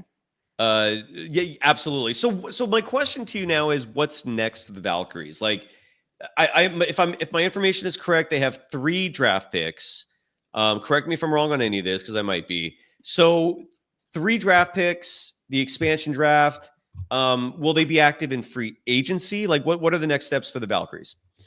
Yeah, the next steps would just be to peruse the free agency market right now. They have some cap space to be able to pay some players. So kind of look at who are some unrestricted free agents that are looking to make a change maybe. So that would be the next move. obviously with the college draft coming up in a couple months, that would be another thing as well. But that's kind of the next steps for the Valkyries. Wow, that's exciting. That is very exciting. Like, what do you? Who are the free agents out there that you have your eye on?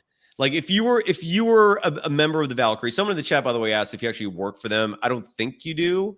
I read your lips there. And yes, I hope you do too. That would be incredible if you someday worked for them. But in the meantime, no. You're a member of the media covering them. If you were working for them in a position where you had influence over free agent decisions, who's out there as an unrestricted free agent that you think the Valkyries should pounce on? The person that intrigues me the most would be Kelsey Plum. Ooh. She is a free agent. It has championship experiences. Yep, me and Bruce both agree. Yeah. She has championship experience being a part of Las Vegas Aces. Coach Natalie Nakase, the head coach of the Valkyries now, she was an assistant on the Aces, so there's already a little bit of a connection potentially for Plum. And especially after what was a little bit of a disappointing year for the Aces, I feel like it could be a situation where things might need to shake up a little bit. Do you think Mick in the chat is saying Kelsey Plum might be too old? I have no clue how old she is, but is that a fair assessment or is that harsh? She's not young, I would say. She's an established enough veteran where I feel like she'll be able to provide a good leadership presence on the team. I'm clearly not an expert like you are with the WNBA. This last year was the first time I actually had a vested interest in it. Maybe vested is not the right choice. I had an interest in it. No, it is vested because we covered it on the team. And I endorse it. I know the league has ways to go before it could become profitable, but it's getting there and it's starting to get attention. It's become interesting to me. And during the NBA offseason, when we're looking for things to talk about, there's now something to fill that void. I'm really thrilled about that. The reason why I bring that up is because this last season was the first time I actually paid attention to Kelsey Plum. I think she would be an awesome pick. She's a point guard, right? Is that her position? Yeah, point guard, 2 guard. She can handle the ball. Yeah, like Bruce said, she could be like that scorer to just help get them off the ground that they would need. Who is Jewel Lloyd? D57. Jewel Lloyd is a member of the Storm. Okay. I think there was some news recently regarding her maybe wanting out of the Seattle Storm. That would be another potential person, but I still think I might be a little bit more preferential towards Kelsey Plum because she has that relationship. Can you get both? I mean, I actually think there's a rule set in place where they can only select one free agent. Oh, what a BS rule. Yeah. Okay, so then go get Kelsey Plum. All right. Yeah, especially like I mentioned, because of that relationship that she has with her former assistant coach at the Aces, Coach Nakase. Well, and I mean, you think about it, they got Temi Fagbenley in the expansion draft, who's already shown she could develop chemistry with a point guard. Look at me sounding like I'm an expert. I'm not. What can a Kelsey Plum Temi Fagbenley combination? Is there potential there? I think there is. I think that could be very buildable upon 100%. Okay. All right. Well, and then who in your mind, I don't know if you've done your research on this, so if you don't have anyone yet, that's okay. But who in your mind should the Valkyries target with that 5th pick in the draft? Like who are you looking at in the college game that you think can fit in with the Valkyries? Right now, the projected 5th pick is Lauren Betts. She's a center from UCLA. Ooh. She's big, she's tall. She could be very dominant force within the paint that I think would be very interesting. However, just with the way that Coach Nakase said she wants to play fast and shoot a lot of threes, I don't necessarily know if she fits into that system as much. it's Oh, still a no. long college season and a lot more playing to go. So that'll be something to see if maybe that mock draft changes a little bit.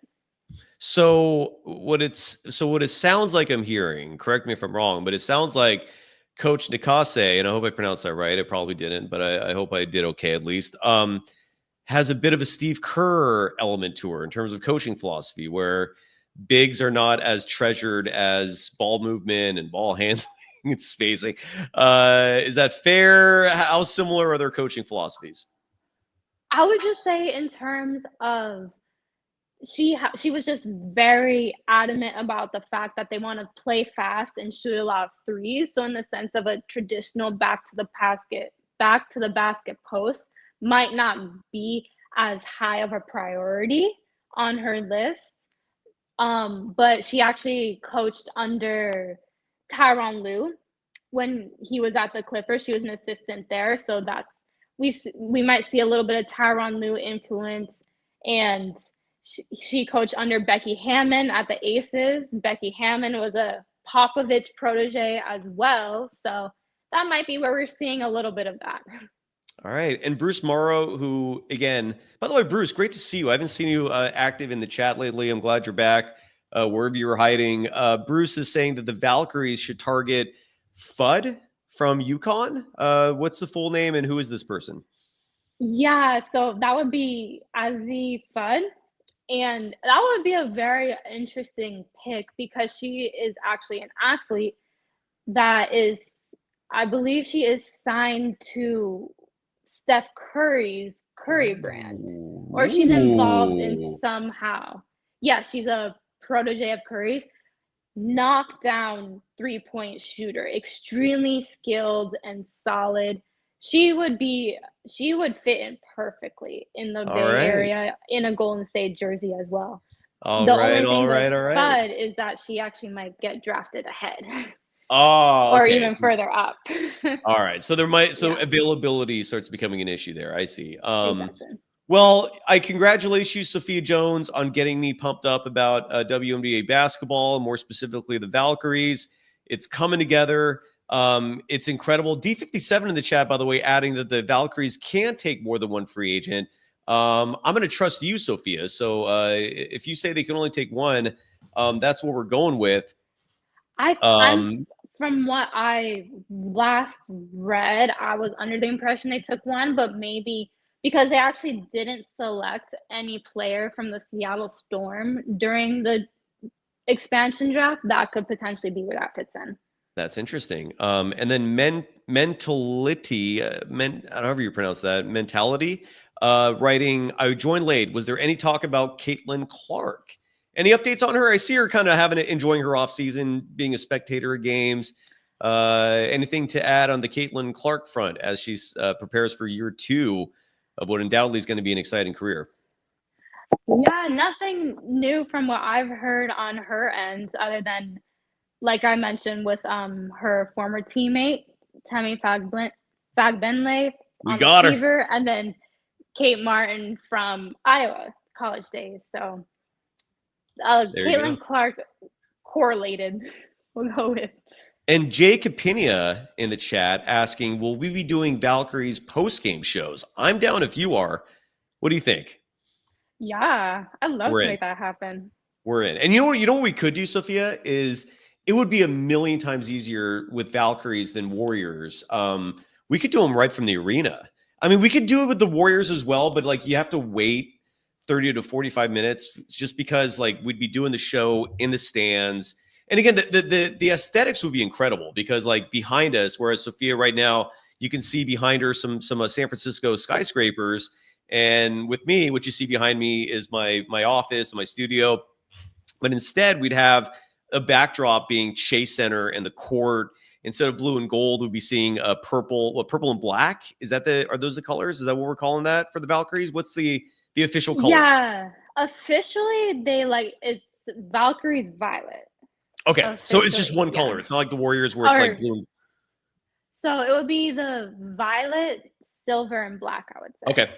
Yeah. All right. Well, regardless, we'll talk about that later. That's months from now. But We could literally do like broadcast these games from the arena. And I think whereas with the Warriors games, like again, we wouldn't be able to start until like 45 minutes, maybe an hour after the game ends. We could start a little sooner with the Valkyries, and it's not a bad idea. Anyway, Sophia, are you still with me? Your camera crapped out. Oh, there we go. You're back. Okay. Yeah, I had to turn the lights on. Sorry. No, it's okay. It's all good. So anyway, we're wrapping it up here. We've gone incredibly long. Sophia, I'm sorry for taking up this much of your time. There's just a lot to talk about as usual. Any final thoughts besides coast to coast just blowing us away with that donation? Any final thoughts for the Warriors, for the Valkyries, anything as we finish up the show? Yeah, I would just say for Golden State as a whole, I think it's a very exciting time right now. The Warriors, they're doing pretty solid. There's definitely some hopes there.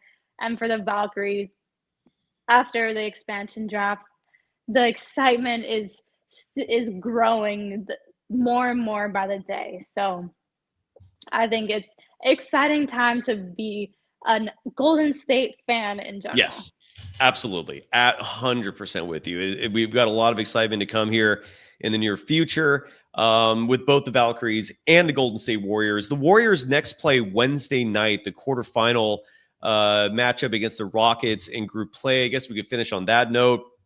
The Warriors have already beaten the Rockets twice this season. They have a 15-game winning streak against them dating back 4 or 5 years now, which is remarkable. I think this game is going to be very tough for the Warriors. I think Andrew Wiggins' availability will be pivotal in this matchup. If the Warriors win, they will then travel to Vegas, where the Final Four of the NBA Cup will be playing their own little Final Four tournament to decide who wins this whole thing. If the Warriors lose, then they're going to be matched up against one of the other quarterfinal losers. So that game is to be determined. And we'll finish on this note, Sophia. Your prediction, your thoughts on Warriors Rockets Wednesday night. It's going to be a tough game regardless. I think if Andrew Wiggins is available to play, the Warriors have a sure shot to be able to win this in advance. If he's not available, my confidence goes a little bit down, but I still have faith, especially with these in-season tournament NBA Cup games. There's a lot of money on the line, and we've seen how players have been playing. So it's going to be a battle. It's going to be a battle for real. Pat Spencer wants that $500,000. I guarantee you that. Guy Santos wants that $500,000. I guarantee you that. There are quite a few players where that $500,000 goes a long ass way. Brandon Pajemski wants that $500,000. Jonathan Kuminga is still on his rookie salary. Same with Moses Moody. They want that $500,000. Lindy Waters the third. $500,000 will go a long ways for him. So yeah, the motivation's absolutely there when it comes to the money. And you'll join us here on Golden Days for the post-game show, I hope. Sophia, the invite's always open for any other broadcast, clearly, but at the bare minimum, you could join Sophia Jones and myself every Monday at 3 p.m. Sophia, you are fantastic as always. Thank you. Do we miss anything? Did we forget anything before we go? I don't think we did. I don't think so either. I think we covered pretty much every base. So join us Wednesday night, Warriors Rockets post-game. Until then, thank you, everyone. Sophia Jones, truly, from the bottom of my heart, thank you. Follow Sophia Jones on Twitter at @SophiaJones_2. We'll be back at this soon. Bye-bye.